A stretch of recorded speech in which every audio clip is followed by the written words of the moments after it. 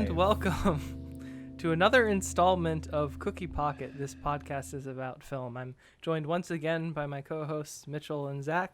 Hi. And today we will be discussing Paul Blart's Mall Cop from 2009, directed by Steve Carr, who's also directed such classics as Dr. Dolittle 2, Daddy Daycare, and Movie 43, and starring Kevin James, who has starred in other classics such as Grown Ups and Zookeeper, among others. Whew. Produced Okay. by Adam Sandler Yes, that too. and his production company. Yes, Happy Madison Productions, Yep. I think. I am in the deepest pain right now. Yes, we know, Zach. And before we get to general impressions, which is how we usually like to start these things, I want to challenge you to share one good thing about this film. Me? I believe this is achievable for all of us, and I'm going to ask that you find one good thing. Mitchell go first. This is for Zach. I have like a million good things about this film. Yeah, I will end It is. Zach's whole career in 5 minutes. Okay. Just You've done that before, yes. okay. One good thing. All right. Kevin James playing that part. Nice. Yep.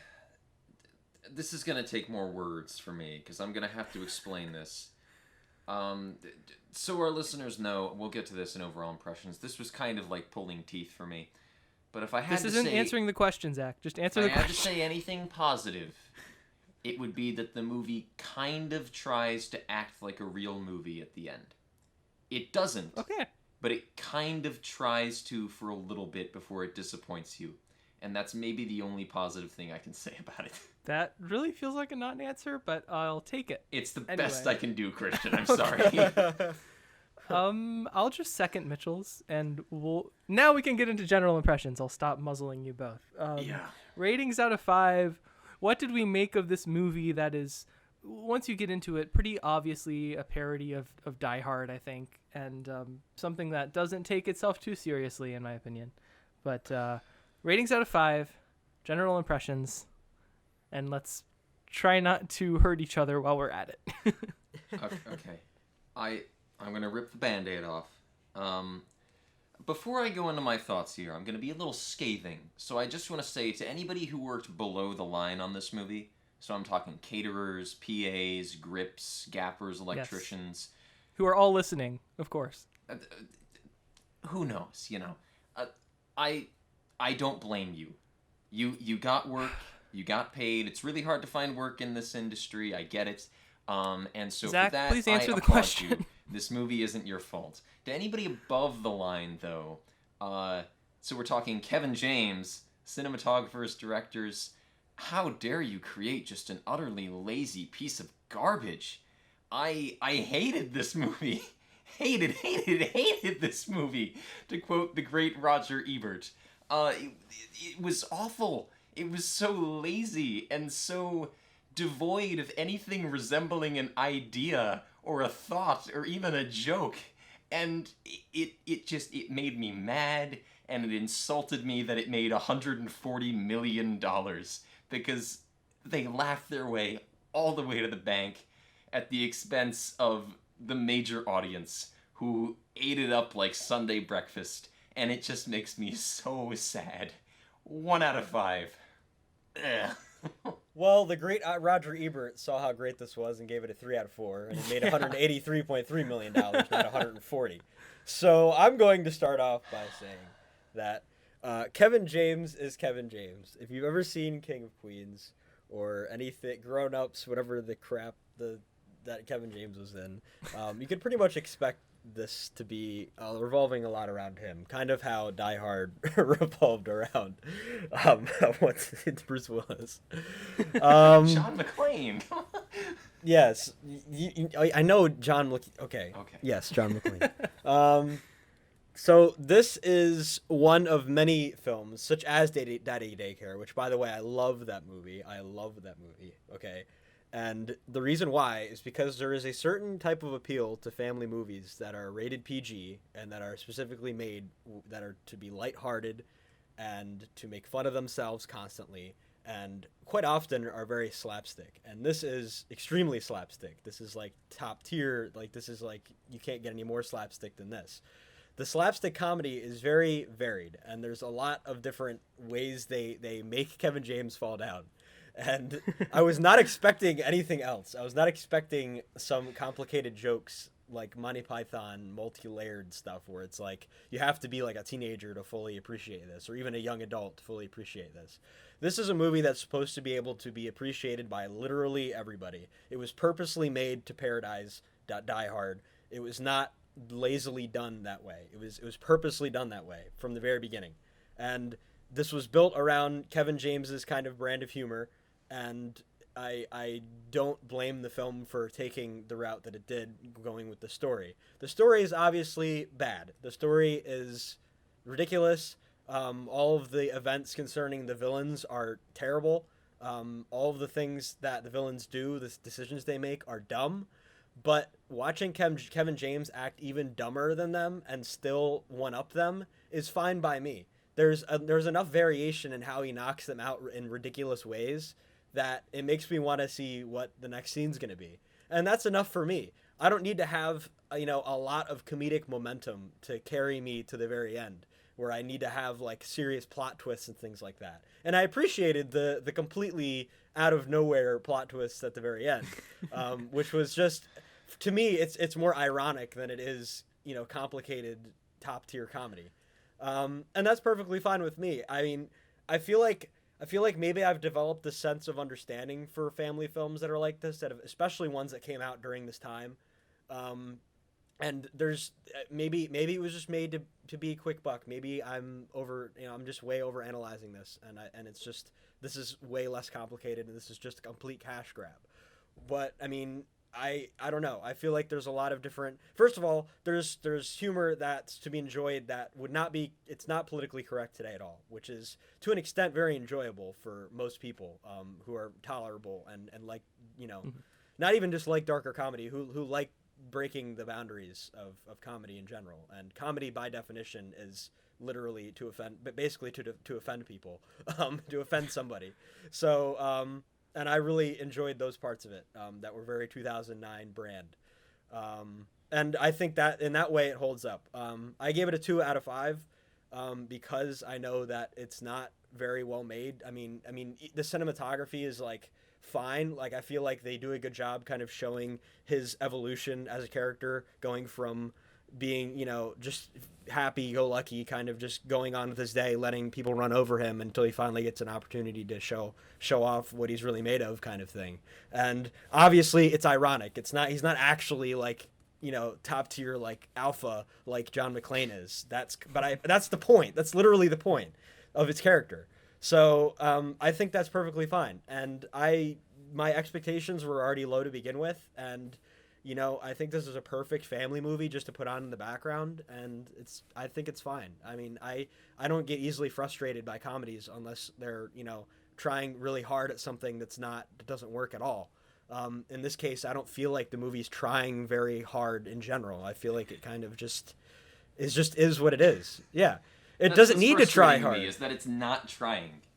Yeah, but that's what a family PG comedy expects. I've never seen a PG family comedy from the early 2000s that has tried extremely hard and completely failed, let alone tried extremely hard. So that's why I gave it a 2.5 out of 5. I think it's I see that as such a problem, and it befuddles me to such a great extent that somebody can say, this movie didn't try. I liked it. Like, I find that so bizarre. I just can't understand that. But what I mean by a movie that tries, I don't mean like it tries to make something. It's not trying to make something bigger than it really is. Yeah. Like it's Kevin James. Like, come on. Like, what did you expect? What did you expect? What I got, which was not very good. Okay. That's okay. I'm not going to give a movie full stars because it gave me the not very good thing that I expected. Yes, Zach. I think it might be time for me to cut in here. Yes. I definitely agree a little bit more with Mitchell, though I understand that this is a cheaply made movie that is not trying to break the boundaries of cinema or be something especially artful or more than it is. It is, as Mitchell said, a family comedy that a tired suburban mom might take her children to at a Wednesday matinee just to sit down in the dark for an hour and laugh once or twice, maybe. Yes. And her kids are going to love it. And, I think that's okay. I gave this a 2 out of 5 with the knowledge that it's not really special. It doesn't really do anything great or amazing. And it's, like I said, it's not really innovative in the context of cinema, but I don't think it needs to be, like Mitchell said. I don't think it's trying to be. And Zach, I somehow struggle with the idea that you would like this more if it was trying to be cinematically important. Like if a movie titled Paul Blart Mall Cop was trying to be like high cinema, I do not think that this would have gone better for you at all. I just want to clarify here. I'm not asking for something innovative. I'm not asking for something cinematically important, but I'm asking for something that at least tries to be something other than, we're on set, we shot a thing of Kevin James falling down. Like you said, a suburban mom might go to see it and laugh twice. Can't we expect more than just laughing twice? Like, if a suburban mom is going to take her kids to see a film, she should be able to laugh more than twice. She should be able to do more than just sit there in the dark and chuckle once or twice. She should be able to expect that this will be funny for her, too. And it bothers me that this movie just gets by on, it's fine for your kids. Your kids will like it when Kevin James falls off his Segway. Like, I think that's so that was the bar. That Can't was the we bar expect it was set out more? to achieve. That was the bar. That was what it set out to achieve, Zach. Yes, and I think that's lazy, and it frustrates me. I can set out to achieve nothing but eating breakfast in the morning. That doesn't mean I had a productive day. Yeah, but that's what you're expecting. It's relative to the expectation. It's not relative to every other comedy that came out. It's not like, you know what I mean? And I understand our numbered ratings and our comments in general to be relative to the expectations like we set for a movie. Like, we wouldn't grade a student film the same way we would grade like a blockbuster budget production. So, and to be fair, I certainly laugh more than twice. I think this is genuinely funny. I think if you decide to treat it like an enjoyable comedy, and maybe this is because I saw it when I was 7 years old and really liked it, and I saw it with my brother and I think my mom, and it's a deep childhood memory and it's a guilty pleasure, and at some point my brother or myself got the DVD for a gift, so I've seen this several times, and so I have fun with it. I think it's funny. I think Kevin James is a funny man, and maybe that makes me a terrible student of cinema, but I think it's okay to just not be watching Kurosawa every time I turn on a movie. For me, it's a nice change of pace, and I'm hopeful that at least some of the suburban moms that saw this laughed more than twice. My next question is about Kevin James. And Zach, I fully understand your general disdain with the product here, but I this is sincere.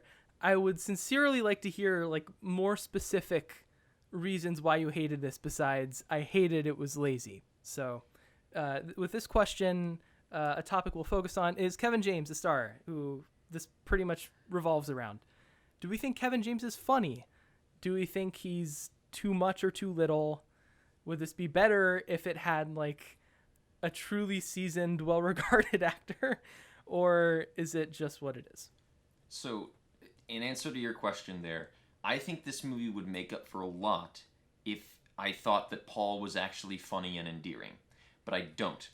Paul is not endearing to me, and the movie rides on your expectation that Paul is a sweet, endearing guy. He's not to me. To me, he's just sort of irritating and sad and pathetic. And that doesn't make me find him funny. He reminds me of every like 4th or 5th grader who comes up to you at a family get-together and like thinks they're so funny and is desperate for you to hear their joke or watch them do a pratfall, and you just want them to go away so you can continue like doing whatever you're doing. And I don't find that funny. Maybe kids will find it funny. Maybe those 4th and 5th grade kids who think they're so funny will find this funny because it's their kind of humor. But for me, it's just the kind of thing that makes me go, I'm trying to have a conversation with your Aunt Betty. Please go away. So no, I do not find Kevin James funny. Why? For the reasons I mentioned. I find him just kind of sad and pathetic, and I don't think his slapstick is funny. I don't think he has any kind of a sense of timing. I think his jokes are of the lowest common value. Like, his jokes are the kind of thing you would see 100 years before in a slapstick show for, like, 8th graders. Or less than 8th graders. And the jokes are so dated. It's just, I fall over, I run into thing. I fall over, I run into thing. My tummy growl, I fart. I fall through window. And it's just, it's the most basic thing. And I should gets mention, so old. There's no reference of bodily function in this movie at all. Yeah, I was gonna say. When he's in the duct. When he's in the duct, he farts. No, he doesn't. I don't think he does. I think it's just squeaking because growl. he's like shaking It's through. his stomach growling. No, well, I mentioned his stomach growling, and then there was a sound that I am pretty darn sure is a fart. Maybe it isn't a fart. I didn't expect myself to be arguing the validity of farts in Paul Blart Mall Cop this morning. But, Dear viewer, leave the answer in the comments. Is there? Yeah, you better. Paul Blart farts. You better go Blart back. Mall Cop. You have to go back to the mist and take that beginning and say there's some very heavy material here that people cannot handle. Oh, I just realized I kind of forgot to try to summarize this, but I don't think there's much to summarize beyond. No, there isn't. Paul is a mall cop, and a situation happens akin to Die Hard, wherein some BMX skateboard riding weirdos decide to steal credit card codes because that's a good plan. And chaos ensues, and Paul tries to be a hero. Yeah. Yep. Mitchell, what do you think of Kevin James?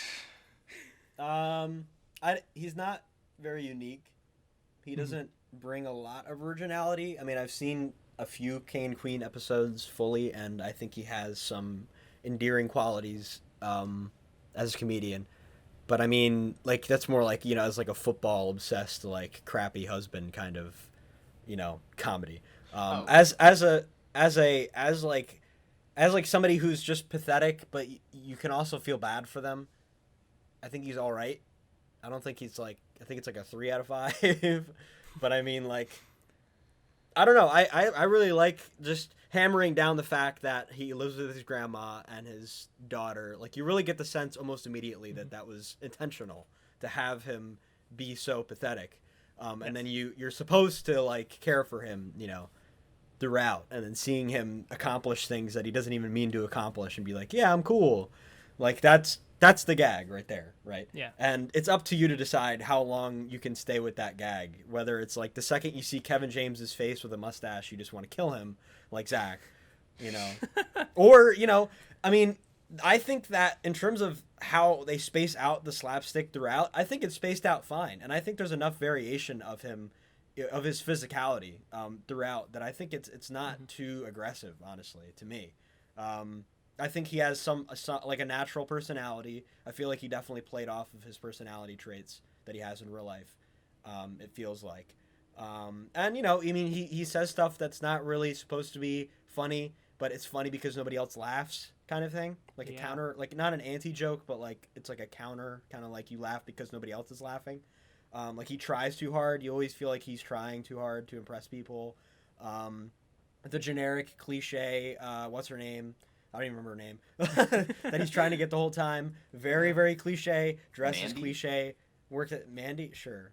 I don't know. Amy. There we go. And I mean, she's fine. Like, she's like, you know, a normal person that I have crush on and will never get kind of mentality. And when he gets drunk and stuff, I should mention that him getting that whole sequence, I feel like, was filmed very effectively. I should mention. And I think he was pretty convincingly drunk. I mean, I don't know. But I mean, I thought he was fine. And him just being silly and just falling over is his personality. Like, that's a part of his personality. It's a part of Paul Blart's personality, and it's a part of his character and how he's portrayed. So I don't see the problem with it. I mean, maybe it's lazy, but I mean, I feel like if we're told in the very beginning that he's a failure and he's trying to be something that he's not, and he ends up becoming the hero and getting the girl at the end, then we've heard that story 10 bazillion times, and we were expecting it, and it pleases audience expectations, like a family movie literally always does. So, nothing surprising there. So he was not very surprising to me. I think it would work better for. Oh, sorry. No, go ahead. Yeah, you're good. I was just. I think it would work better for me if he wasn't so incompetent at the beginning, because there's so little to him. He's just this sad man who lives with his mother, or maybe his grandmother. He lives with one of them, and like can't get a date, and his wife left him, and his daughter seems way more competent than he is, and he runs into things at work and nobody respects him. And like, if there was something just to, maybe he's a really good mall cop at the very least, but you really don't get the sense that he is, because he tries to break up a dispute in a Victoria's Secret and he gets beaten up. So he's not even good at his job, and like he has the dimensionality of like a side character that would show up in another movie and do something funny and then leave. And that would work for that kind of thing in a different movie, but there's so little to him that is the lead of your film. There's just nothing there to gravitate towards. And so I find him staggeringly uninteresting. I think that if he was a better mall cop, you would feel less sympathetic towards him, because they're really trying to drive the pathetic, feel bad for this sad person point home. Yeah. So I think if you bolstered him up in any other capacity, that would be less concerted. I again tend to agree with Mitchell. He is, by the way, he is good at something, Zach. He's good at facts. He knows things. That was the main thing. He has a good moral compass. So that's like him always trying to do the right thing and failing is like one of the first 10. It's like the 10 cliches on a big and the tablet. fun fact thing is tied directly into his social ineptitude, because he's always saying just like a random fact that nobody cares about. Yeah. But it's like the only way he can feel impressive. So yeah, sure. There's people exactly like that in real life. There are. I'm looking for something more tangible to back up his heart of gold. Maybe he's not a great mall cop, but maybe we just have a shot. Maybe he, through sheer dumb luck, manages to kind of quell that Victoria's Secret dispute, which is a phrase I never thought I would say on this podcast. And you have a shot of him kind of looking around going like, wow, I actually did that. And then you have something. You have some hint of even accidental competency that you can grip onto and go, this guy can do something. But there's just none of that. He's just this totally useless man. There's none of that until he saves the mall, Zach. Well, what I'm saying is they hammer the pathetic aspect home so far that I just lose interest. Because I totally lose hope in this person and tune out. That's fair, but I should say that John McClane's character is entirely defined by the events that surround the film. Like, literally, the film's events define his character for him. Like, once he's locked into the building, those events are what make that character. The same way that Paul locked into the mall is, like, his definitive. But that's more like a coming-of-age thing for Paul than it is for McClane. I can't believe we're comparing them, but... I think there are seeds laid earlier in Die Hard before he gets in the building for his personality that comes out during the main plot that aren't laid here, though. Okay. There are no seeds here. It's just pathetic, gets things done, and there's no lead-in, and that's what frustrates me. Okay. That's fair. For me, the slapstick...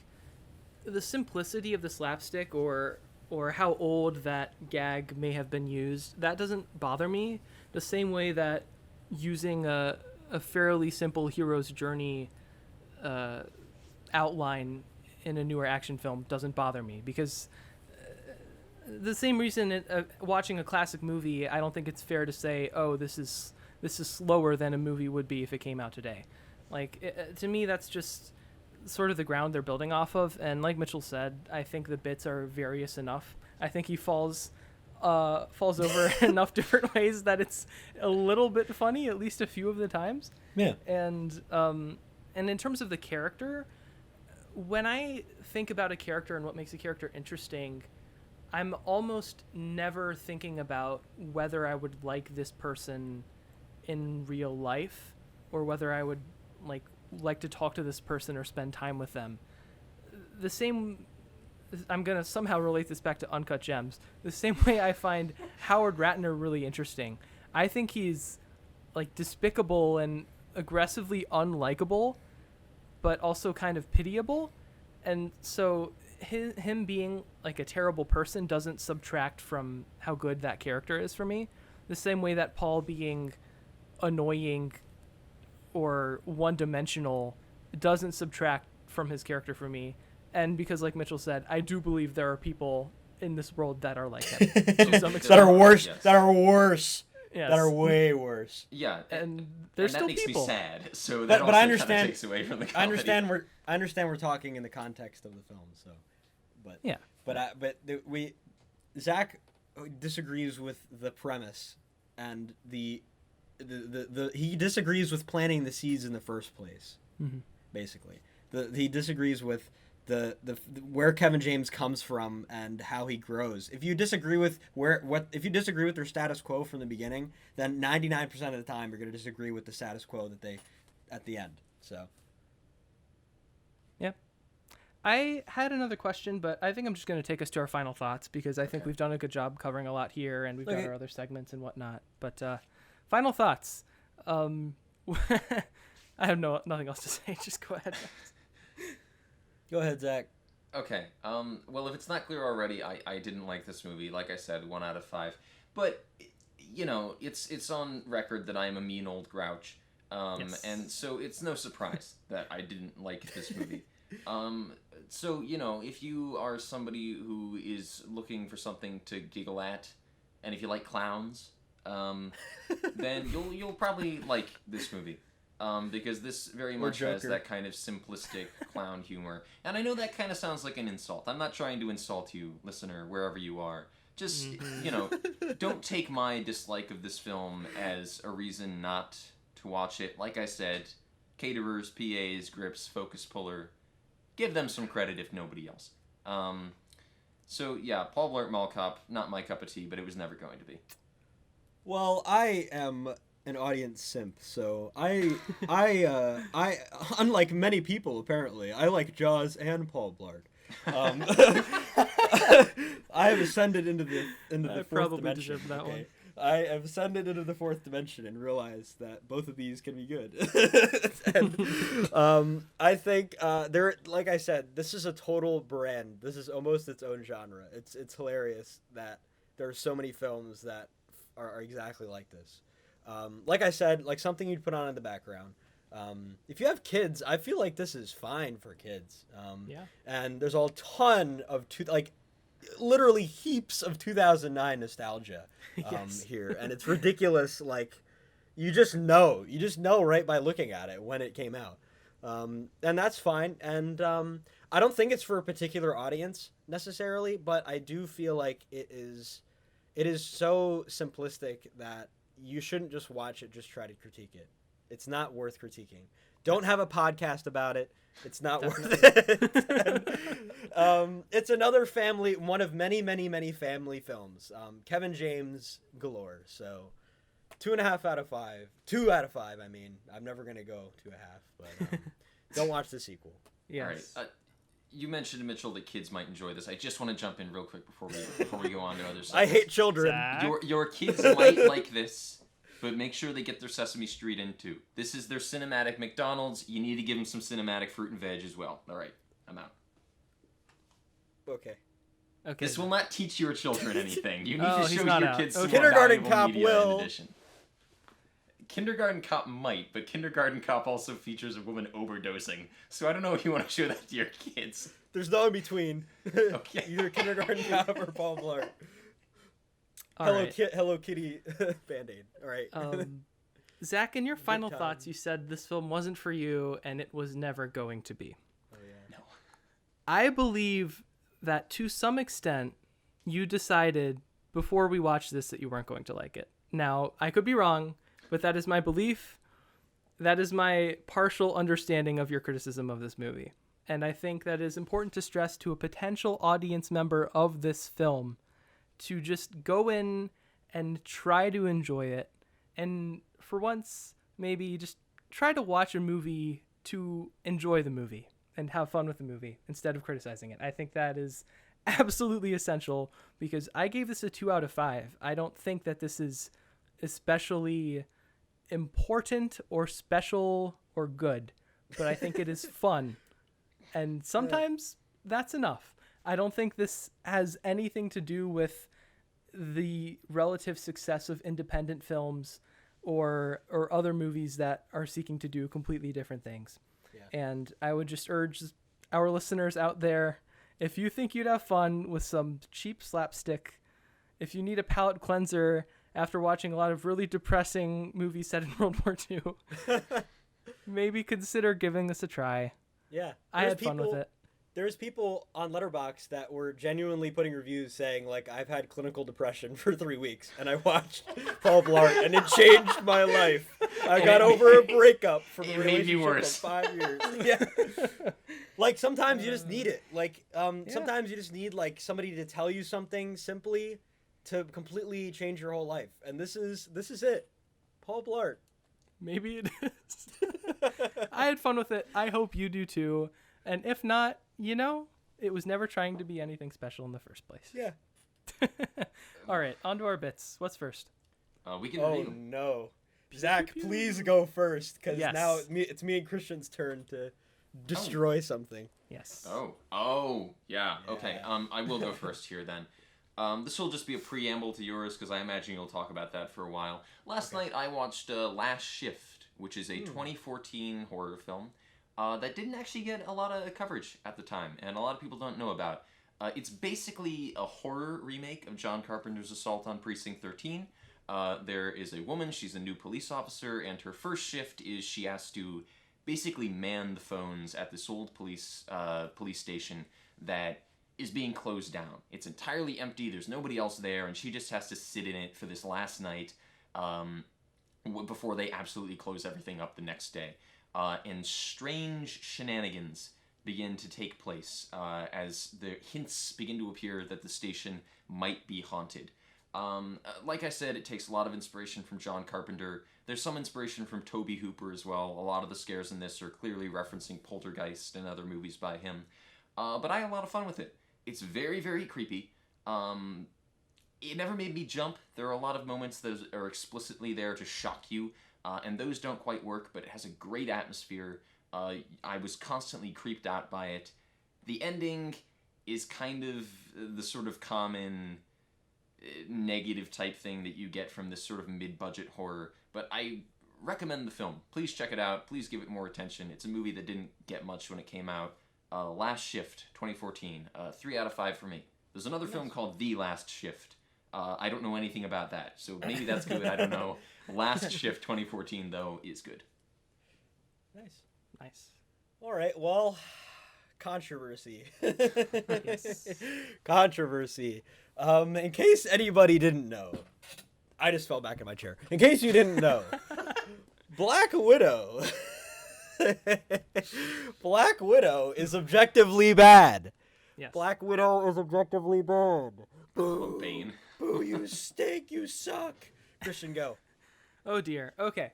Well, first I want to establish in this preamble that, and I think this is evident from the fact that we are talking about Paul Blart Mall Cop, a movie I enjoyed and chose to watch. Yes. I still approach everything I watch with the goal of enjoying it in some capacity. This is coming from someone that, despite its many flaws, found a lot to enjoy in The Falcon and The Winter Soldier and in WandaVision, so I reject the idea that I have a ton of Marvel fatigue.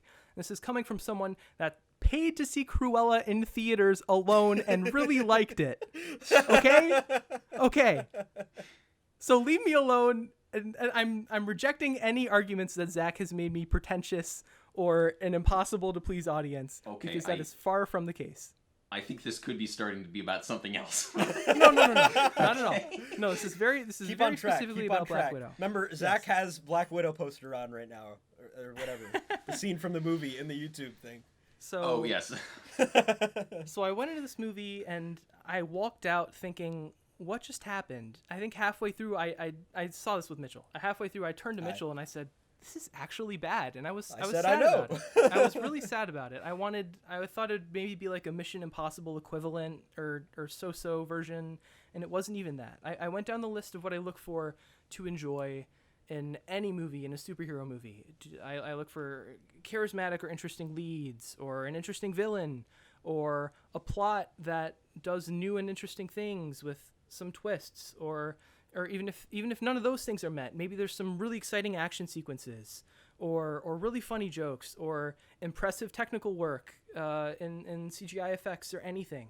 And I genuinely feel that all of those categories were either mediocre or terrible.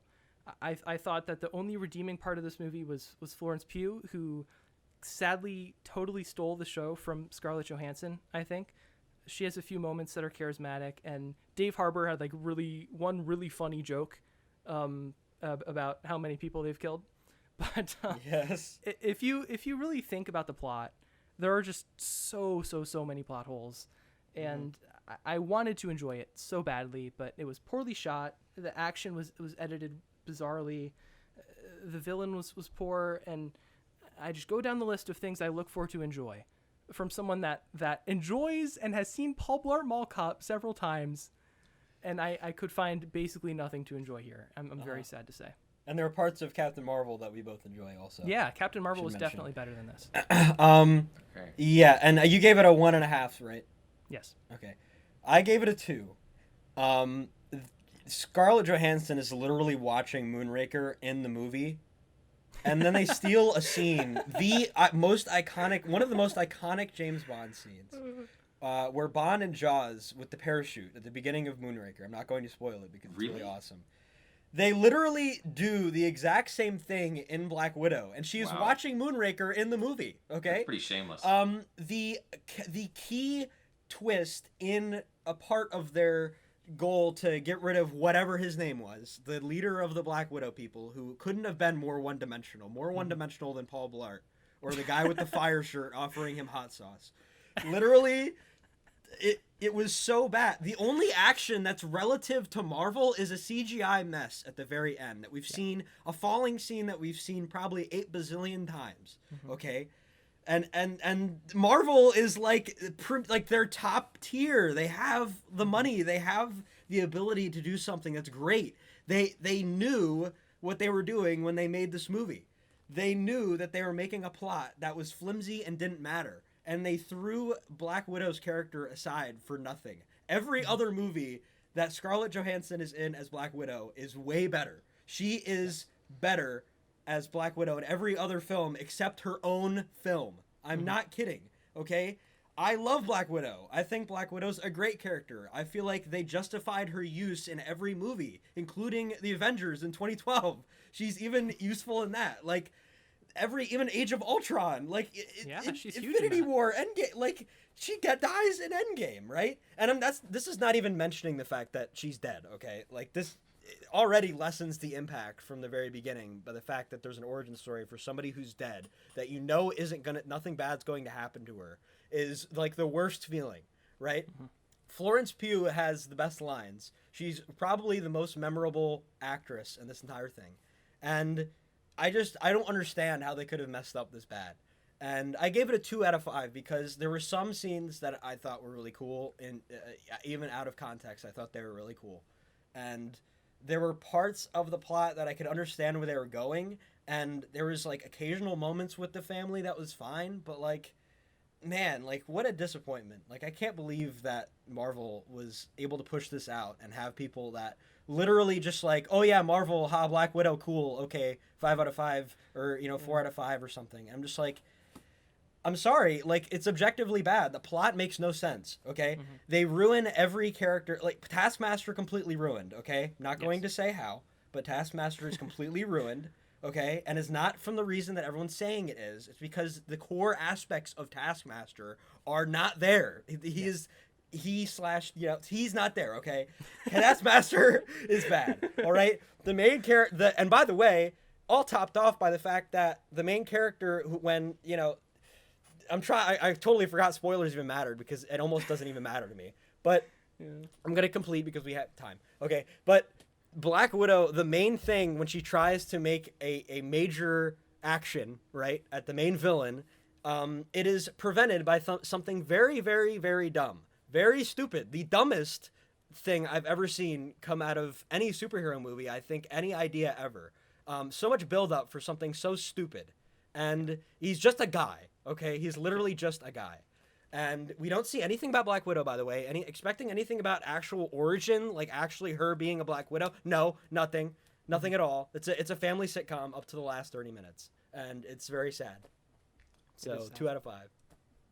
Okay. Well, Go see it, Zach. I guess before we move on to the Magical Cinema Tour, I just want to say, sorry, Amelia. Okay, the Magical Cinema Tour. Christian, what classic media have you seen since our last episode? Well, Zach, funny you should ask.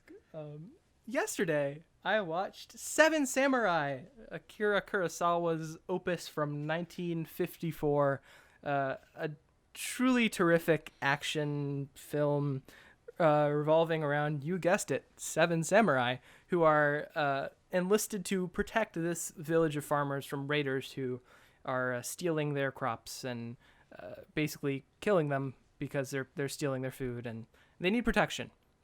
But they don't have a lot to offer, so there's this very strong theme of honor and sacrifice amongst these samurai that do decide to commit to this cause. And there are tons and tons of things stolen from this in The Mandalorian, and there's a few things stolen from this in the original trilogy of Star Wars as well. It's painfully evident if you're a big fan, as I am.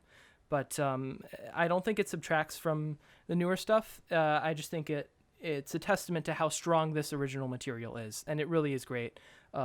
Super strong performances from, I hope I'm not butchering his name, Toshiro Mifune, who, as every day goes by, I wish a little more that I could have seen him play Obi-Wan. I think that would have been amazing. But they're fantastic performances. The direction is great because it's Kurosawa. Of course it's great. The plot is interesting. It's not just a stereotypical hero's journey or anything. There are consequences, and people die, and stuff matters, and it's really long. It's over 3 hours. It's in black and white, and it's in Japanese and subtitled. So yes, it is demanding of a modern audience member, but I also found that it does a great job of holding your attention if you're interested and if you give it a try. So if you have 3.5 hours that you can give away, dear listener, this is on HBO Max right now, so consider giving it a try. I gave it a 5 out of 5. Yeah, I'll second that recommendation. I would say this is one of the greatest Japanese movies of all time, and it's also a movie that Japan's really proud of. When I went to Toho Studios in Japan, they've got a whole wall of the studio that's just a giant mural of the samurai standing in the tall grass, which is really cool. That's awesome. So yeah, great film. Nice. For sure. Okay. We doing the pew pew now? I think we are, yes. We don't have PP. Oh, no, I thought you meant the rundown. No. Yeah, we're running down, I believe. There's a Glock 17, a Beretta 92 FS, and a Winchester, Remington 870. Remington 870, yeah. Yay! Mitchell's Munitions Minute! All right, there. Now we can go to rundown. Just because Christian had munitions, 10 seconds. Christian shot off the guns. I have to go. That's the rule. So. Okay, now we have to go on. All right, we're getting to the home stretch, everyone. Zach, you're almost done. You're almost done with this movie. You're so close. So close. Just 60 more seconds of us berating you with phrases and miscellaneous things having to do with Paul Blart, and you'll respond with a rating out of 5. Mitchell, are you ready to start us off?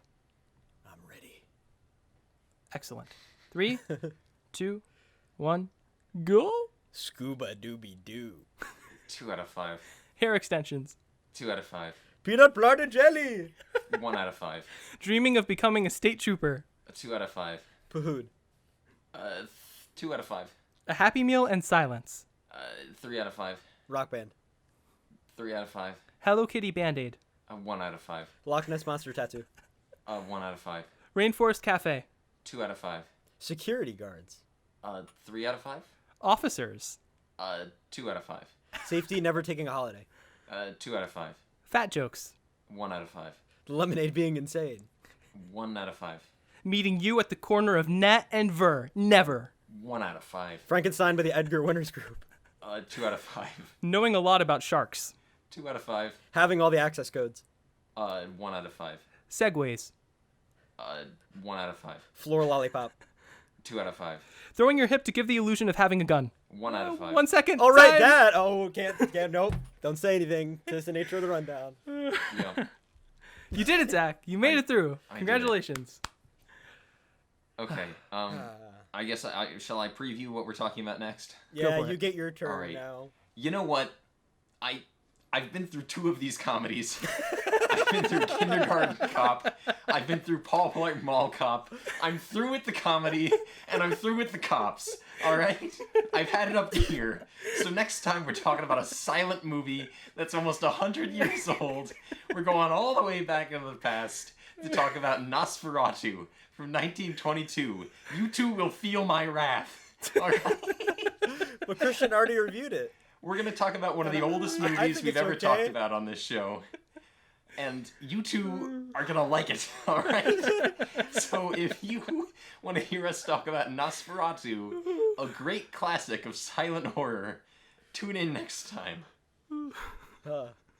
Silent comedy would be Zach saying nothing. On that note, this has been Cookie Pocket, and this podcast has been about film. Yeah. Thank you for joining us. Goodbye.